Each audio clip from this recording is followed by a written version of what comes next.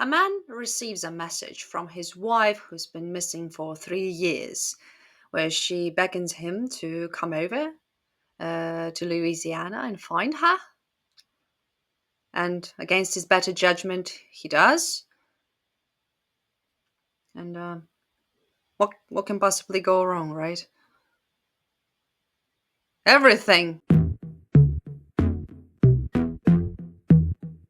Welcome to Check That Book, a special place on the internet where we get acquainted with arguably the most disturbing books, film adaptations, and games ever made. And this is another one of these. I am so thrilled that you guys seem to have enjoyed my Rusty Lake video.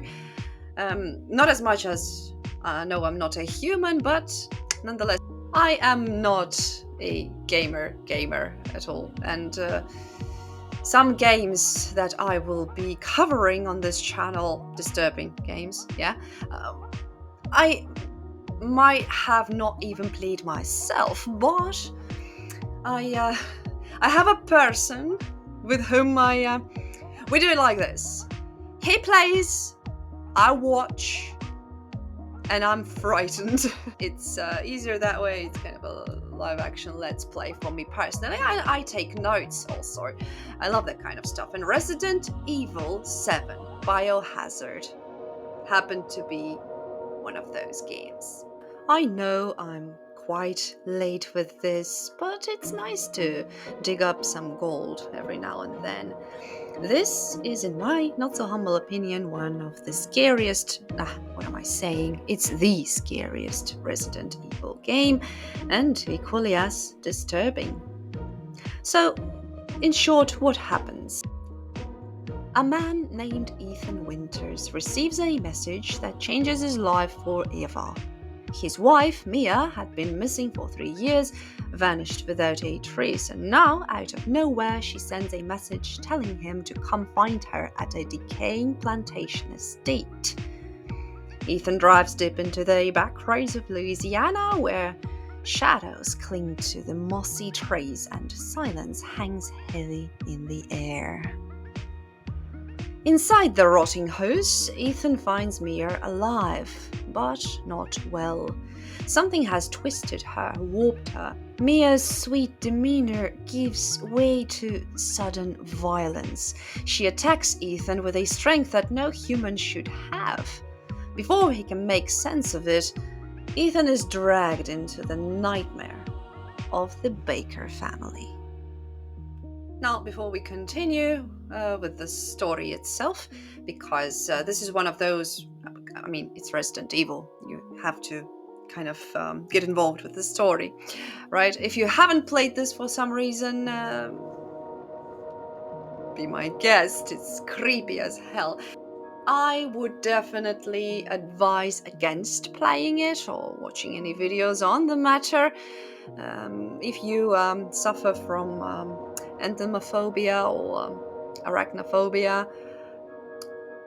But yes, those are some heavy triggers out there. But in overall, yes, what makes this game disturbing is not just the lore and the grotesque imagery. Yeah, we have a lot of that, violence. It's the story that can be quite easily, actually, in my not so humble opinion, again, translated into modern world, because humanity is developing rapidly and not in the best direction, unfortunately, with all of our experiments and shit and weapons and whatnot. The experiments on people have been going on for centuries. Actually, it's something that we do. It's something that sucks, but at the same time, it triggers the progress. It sounds horrible, but it does. Think Unit 731. The gruesome part and the saddest and most shameful part of Japanese history that Yeah, it's difficult to talk about this because you know that this shit is real and what's been going on there is absolutely real. And what makes the matter even worse is that nobody got really punished for this. Yeah. Light sentences, if any sentences at all. So, yeah, despite all of that, I mean, human experimentation is kind of part of our psyche, collective psyche, even now. And, well, Biohazard is actually a very scary game in this regard. It's disturbing because when you think about it, who says that this is not technically possible in the future? Some of it might be happening right now. Meet the Baker family. Seemingly normal in the past, but now, yeah. Jack Baker, a hulking brute with a sadistic grin. His wife, Marguerite, commands swarms of insects as though she were the queen. Their son, Lucas, a sick fuck, is a cruel trickster who delights in deadly games. And always, lurking quietly in the background, is a frail old woman in a wheelchair. The grandmother, quote unquote, always there, always silent, and always watching. The Bakers aren't just mad, they're infected by the mold who came from a girl called Evelyn. Evelyn is not actually just a girl, she's not your regular child, but we'll get to it. Spoilers, she's a bioweapon. Evelyn is at the heart of this corruption. She was designed to control minds and bodies of her victims, albeit she still has a notch of humanity in her because all she craves is family. And, well, okay, let me tell you. The Bakers, when they were normal, more or less, there was one link in the family that was never actually normal, in my opinion, but we'll get there. Jack finds Evelyn and Mia in a storm, and after the storm, basically, after the shipwreck, and he brings them over to his household. Marguerite and her eldest daughter Zoe and Jack himself, they try to take care of of Evelyn and Mia, but at some point Evelyn reveals her true self. I think if Evelyn had not been this bioweapon in the first place, she might have found herself a great family with the Bakers. Well, minus that one link in the family that we'll talk about later. I'm pretty sure if you've played the game, if you know the lore, then you know who am I talking about, but we'll get there. A strange black mold courses through the veins of our family members, granting them monstrous regeneration and driving them to madness. This is all Evelyn's doing. She plays them as though they were puppets, and Ethan must fight his way through this house of horrors, locked in a deadly game that feels ripped straight from the nightmares of cinema. Now, this is very important. I've seen a handful of great videos out there on Resi7 explaining how the plot, the concepts in the plot are connected to horror movies and disturbing movies. I found some more, and yeah, let me go through them all real quick because most of these films are equally as horrifying as they're disturbing, and those are nice references, homages, nods to those horror films. So let's take a look at some most prominent ones. A dinner table scene, the infamous one. It recalls to the Texas Chainsaw Massacre, obviously, where Ethan is strapped in as the Bakers mock and torment him like Leatherface's family. Mia's sudden, violent outbursts echo the Evil Dead, where loved ones transform into demons. Lucas, the sick fuck, builds trap-filled rooms inspired by the Saw franchise, forcing Ethan to play his sadistic games. And Eveline herself, her pale face, her dark hair, ghostly appearance, well, it feels eerily close to the Ring's cursed child, Sadako. Piece by piece, Ethan uncovers the truth about his wife Mia, who had been working for a shadowy organization, escorting Evelyn slash bioweapon, and, well, shit broke loose. Evelyn escapes, Mia follows, and shit hits the fan. And the Bakers, the unfortunate family, they were just unfortunate to have been on their way, basically. Jack found the girls and tried to save them, and ooh.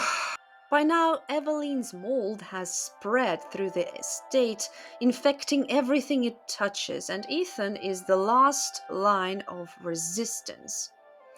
The nightmare culminates in Eveline's final transformation, her body mutating into a grotesque monster of flesh and mold. Armed with everything Ethan collected, we as the gamer collected throughout the game, Ethan fights back, but then the salvation comes basically from the sky. I mean, our boy, Chris Redfield, if you know, you know, comes to save the day. I like the DLCs as well. Playing as Chris was cool, and I loved the Zoe's part also, Zoe's DLC, and yeah. I'm not going to spoil the ending. There's yeah. No, the ending is marvelous. It's very interesting, depending on your choices, though. But still, it gives hope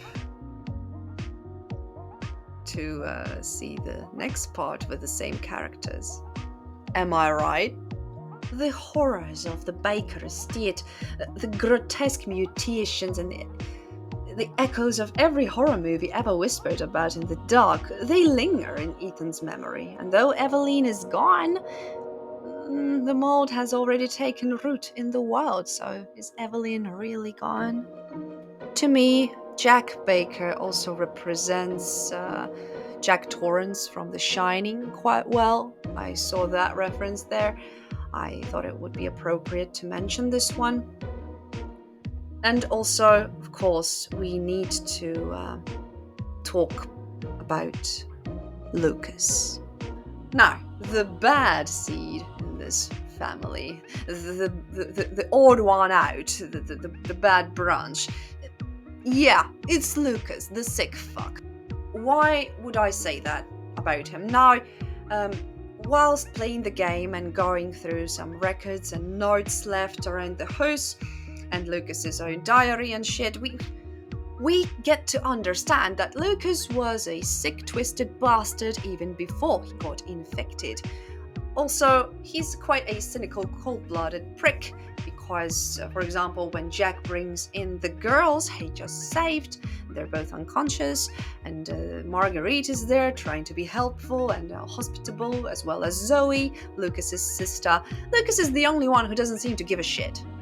So he's this cold-blooded prick, and also to some, he has some connections. He worked for some questionable organizations, and, well, yeah, play the game and find out. He's a very shady character, besides just being a cold-blooded bastard. So this brings me to this conclusion that the Bakers were a relatively normal family.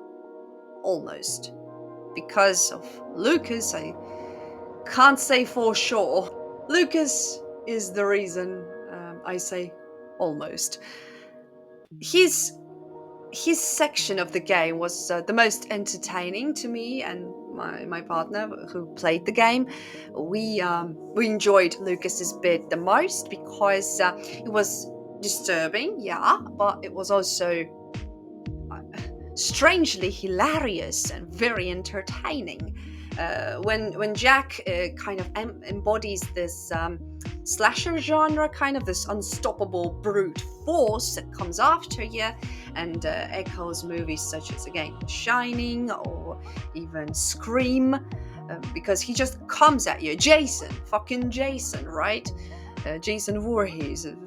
He's unkillable, unstoppable brute force, and he's quite predictable actually, despite appearing suddenly from places, but it's not in a creepy way. It's kind of a jump scare thing, but you're kind of prepared for it because you know what Jack embodies, right? Marguerite, she is body horror genre. Yes, I agree with that. She embodies that, and her section of the game was the most disgusting.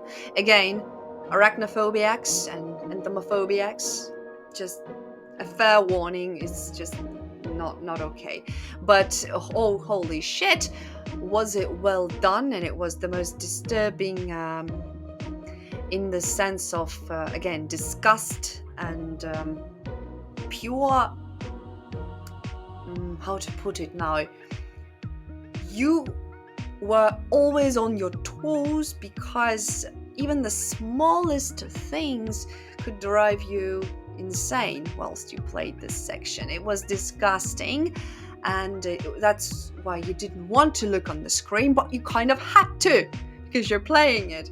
And that was a difficult part for me personally, at least. But again, I didn't play it, but yeah, I could afford myself the luxury to watch it like this because some moments were truly disgusting. But yes, then we have Lucas with his jigsaw puzzles that were the most entertaining to play through, and this is this psychological horror that he embodies, in my opinion. So everything is pretty straightforward and clear. Also, the entire game reminded me a lot of the movie Wreck or Paranormal Activity, where there's quite some episodes with found footage in the game, which I found to be a very nice, not just a nod towards the found footage genre of horror, but also a very nice alternative during the gameplay. So that was a nice touch. So in overall, Resident Evil 7 Biohazard to me remains, to date, the most disturbing Resident Evil game, and I stand by that. I believe that if you're a true fan of horror or just disturbing, yeah, check it out. Play the game if you dare, if you can. I couldn't, but it was entertaining to watch. And later, of course, I watched a handful of Let's Plays on YouTube, and yeah. But thank you guys so much for watching. If you like disturbing content, consider giving this video a boost in the form of an erect thumb, and make sure to subscribe for more. We have lots of unorthodox content here, and the most normal of the bunch is perhaps random poetry reciting. Check out those videos. They're in a real format, so they're short but hopefully neat, trying to keep the genre alive. So yes. Meanwhile, also, if you have a wee bit of time, please make sure to check out my own creation, Misanthropically Inclined, in hardback, but also as an ebook as well. And I'd like to thank you all so much for watching. I'll see you all as soon as possible. Take care of yourselves and your loved ones, and don't experiment with weird stuff. Right. Cheers, guys.